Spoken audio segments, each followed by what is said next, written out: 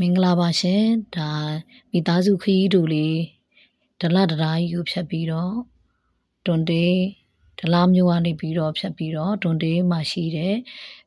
ဘောင်းတော်ကျုပ်စေတီတော်နဲ့ရွှေစံတော်စေတီတော်ကိုတွားရောက်ပြီးတော့လှူဒန်းမှုတွားရောက်ဖူးမြော်ရင်းနဲ့လဲပတ်ကြတာပေါ့နော်လှူဒန်းမှုလည်းရှိလို့လေဒါကတော့ဒလတရာတစ်ကြီးပါရန်ကုန်မြို့မှာဒလဘက်ကိုကူးနေပါပြီ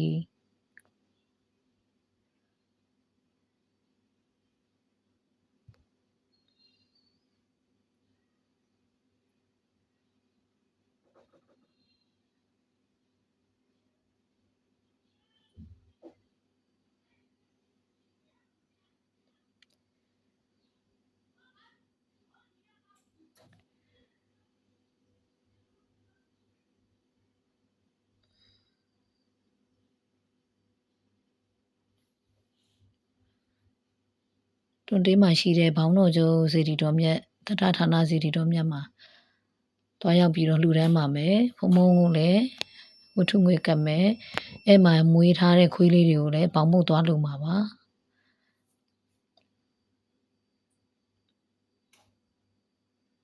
နောက်ရွှေစံတော်စီတီမှာကြတော့အောင်မြင်မှာဒိဋ္ဌံခဲ့တဲ့အခါအောင်မြင်ခဲ့တဲ့အတွက်ကြောင့်မလို့တွားရောက်လှူဒန်းမှာဖြစ်ပါတယ်တွားရောက်လှူဒန်းပြီးတော့ဆုတောင်းမှာပေါ့နော်ဒါအခုတရားကြီးကနေဆင်းလာပါပြီထလာတရားအစ်စ်ကြီးပေါ့ဆင်းလာပြီနော်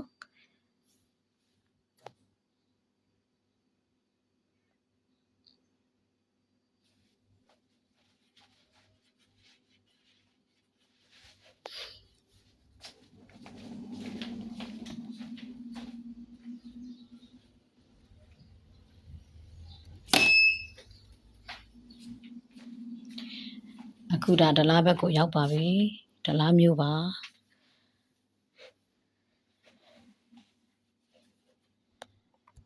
ဒလားမျိုးကိုဖြတ်လာခဲ့ပြီ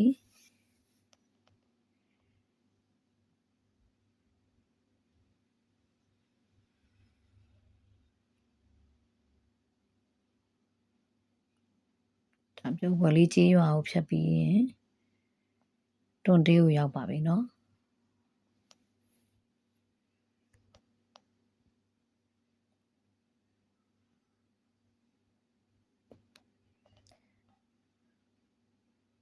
ဒါပြုတ်ဝလေးကိုဖြတ်နေတာပါပြုတ်ဝလေးကြီးရွာတို့ကိုဖြတ်လာပြီးရင်တော့တွန်တေးမျိုးကိုရောက်ပါပြီတွန်တေးမျိုးရဲ့ဒီ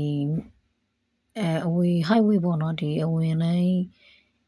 ရဲ့ဘယ်ဘက်မှာရှိတဲ့ဘောင်းတော်ချုပ်တတဌာနစီတီတော်မြတ်ဆိုတဲ့မုတ်ဦးကြီးရှိပါတယ်အဲ့မုတ်ဦးကြီးကနေဝင်လာရပါတယ်နော်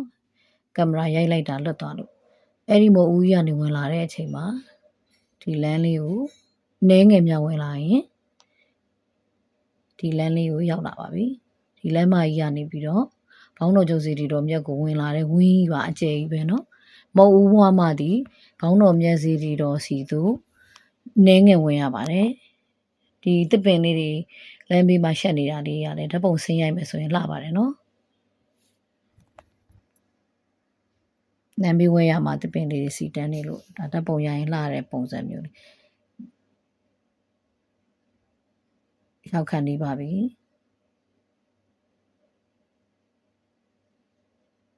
ဘောင်းတော်ကျုပ်စီတီတော်မြတ်ကတော့နီပေါနိုင်ငံမှာရှိနေတဲ့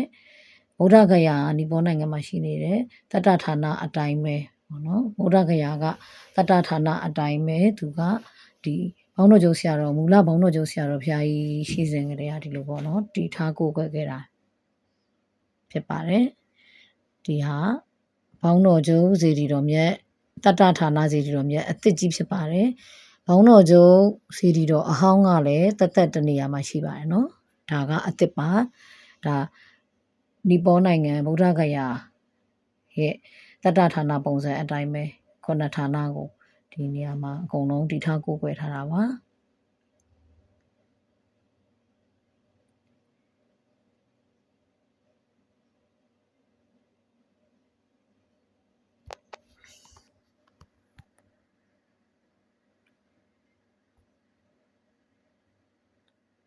ခုမြင်နေရတဲ့အုတ်ချောင်းလေးရှိပါတယ်အဲ့အုတ်ချောင်းလေးနေရာမှာမူလ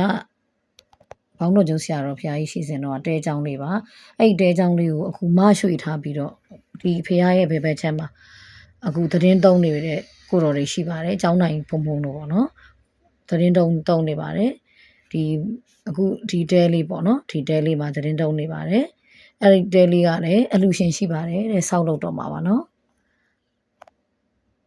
အခုတွေ့လာဖုံဖုံကဒီကိုရီလှူထားတဲ့ဒီပေါင်မုံလေးတွေကိုကျွေးပေးနေတာပါ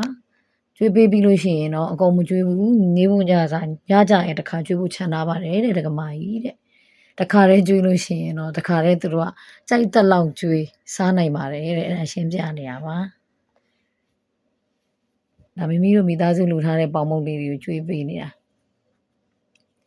အဲ့ခွေးလေး၄ကောင်ကို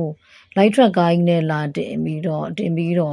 နော်ဟိုက်ချက်ကားနဲ့တင်ပြီးတော့တဲ့လာဖြစ်သွားတာတဲ့ဖုံဖုံတို့ကြောင့်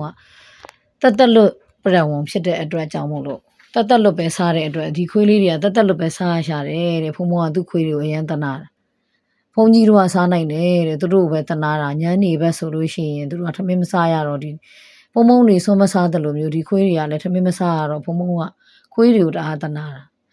အဲ့ဒါဒကမတွေလူသမျှသည်သူချက်ချင်းပေါင်မမလူဆိုရင်သူဝတ္ထုငွေလူတယ်ဆိုရင်ချက်ချင်းသွားပြီးတော့အရှိရမုတ်ဆိုင်မှာသွားဝယ်ပြီးကျွေးတာဒါပေမဲ့အဲ့ဒါကိုတိတဲ့တို့တွေကကြတော့ပထမတစ်ခေါက်ကတိခဲ့တဲ့အတွက်အခုဒုတိယတစ်ခေါက်လာလူတာလေအဲ့ဒါကိုတိတဲ့အတွက်ကြောင့်ပေါင်မုတ်တွေကိုမိသားစုလိုက်ဝယ်သွားကြပြီးတော့လဲလူတယ်ဖုံဖုံကိုလည်းတက်ဝတ္ထုငွေလူတန်းပါတယ်တကယ်လို့ဖုံဖုံတွေကိုလူတန်းခြင်းလို့ပဲဖြစ်ဖြစ်အခုလေးတွေကိုပေါင်မုံလူတန်းခြင်းလို့ပဲဖြစ်ဖြစ်တွားရောက်လူတန်းနိုင်ပါတယ်လို့တွန်တေးမြို့အဝင်မှာရှိတဲ့ဘဲဘက်ချမ်းမှာရှိနေတဲ့ဘောင်းတော်ကျုပ်စီးကြီးတော့အစ်တတဌာနစီးကြီးတော့အစ်ကြီးမှာတွားရောက်ပြီးတော့ဖျားကိုလည်းလူတန်းနိုင်ပါတယ်တန်ဃာတွေကိုလည်းလူတန်းနိုင်ပါတယ်ဝုလေးတွေကိုလည်းလှူမယ်ဆိုရင်တော့ပေါင်မုတ်ကိုဝယ်သွားလို့ရပါတယ်เนาะအကိုကကိုဒေတာကနေပြီးတော့ဟိုတင်းပေါင်မုတ်ပဲဖြစ်ဖြစ်ပလိန်ပေါင်မုတ်ပဲဖြစ်ဖြစ်သူတို့ကကြီးမများရှာပါဘူးအကုန်စားပါတယ်ဒီခွေးလေးတွေအရန်လိမ့်ပါတယ်သူတို့ဒါကကန္နာဂူတီတိုက်တော်ကြီးတွေကိုဝင်လာပါပြီဒီမှာနီပေါနိုင်ငံမှတတဌာနတတဌာနရဲ့ဒီမြေပုံကိုလည်းပြထားပါတယ်เนาะမြေပုံကိုဒါရာဇဂျူတို့ဒီဘက်ကဗုဒ္ဓဂယာရဲ့မြေပုံကိုလည်းပြထားတယ်ဒီကန္နာဂူတီတိုက်ထဲမှာပြတိုက်ပေါ့ပြထားပေးပါတယ်ဒါကတော့တတဌာနနေရာအစစ်ဗုဒ္ဓဂယာကနေရာအစစ်တွေရဲ့ဓာတ်ပုံတွေကိုလည်းပူဇော်ပြသထားပါတယ်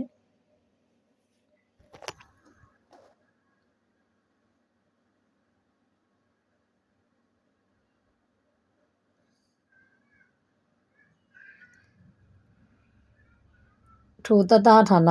ဆိုတာခုနှစ်နေရာမြတ်စွာဘုရားရှင်ဘုရားဖြစ်တော်မူပြီးနောက်ခုနှစ်နေရာမှာပြောင်းရွှေ့ပြီးခုနှစ်ရက်စီဆက်နေတဲ့တတဌာနအတိုင်းပဲဒီမှာအခုဒီဘောင်းတော်ကျုံစီတီတော့အသက်မှာတီထားကိုးကွယ်ပေးတာဖြစ်ပါတယ်။ကျောင်းပရဝဏ်ကအကြီးကြီးမှာလုံးဝပြေစုံတဲ့နော် landscape တွေနော်မြက်ခင်းအလှလေးတွေလည်းပန်းညံအလှလေးတွေလည်းဆင်ထားတယ်ဒီကန္နာဂူရီတိုက်ထဲမှာလည်းအကျယ်ကြီးထဲမှာလည်းပူဇော်ပေးထားတယ်ဒီအခုမြင်တွေ့နေရတဲ့ရုပ်ထုတော်ကတော့မူလဘောင်းတော်ကျုပ်ဆရာတော်ဘုရားကြီးဖြစ်ပါတယ်အခုတော့ပြန်တော်မူသွားပါပြီဒီမူလဘောင်းတော်ကျုပ်ဆရာတော်ဘုရားကြီးရဲ့ရုပ်ထုတော်အဲ့ဒီမှာလည်းမွေးတိုင်းဖျောင်းနိုင်လို့လည်းကျောင်းတော်ကနေပြီးတော့ပဲခြာထားပေးတယ်ကိုကအဲ့ဒါကိုကတ်လိုက်ရုံပဲလှူပေးလိုက်ရုံပဲเนาะလူငွေရတော့ကြိုက်တယ်လို့ထည့်လို့လည်းရပါတယ်ဒီထဲကိုဝင်လာရင်ကန္နာဂူတီတိုက်ထဲမှာတော့ပြင်စာဝတ်ကင်၅ပါးကိုတရားဦးဟောနေတဲ့မြတ်စွာဘုရားရှင်နဲ့ပြင်စာဝတ်ကင်၅ပါးရဲ့လူပုံစံနဲ့ဒီရဟန်းတော်များဖြစ်သွားတဲ့ပုံစံ2မျိုးစလုံးထုလုပ်ထားတာကိုဖူးမြော်ရမှာပါလူတန်းခဲ့ပါတယ်ဒါကန္နာဂုတီတိုက်တော်ရဲ့ရင်ပြင်မှာအကျယ်ကြီးပါပဲရှင်အကျယ်ကြီးပါပဲเนาะဒီဘက်ကစီတီတော်တဆူပါလှမ်းဖူးနေရပါတယ်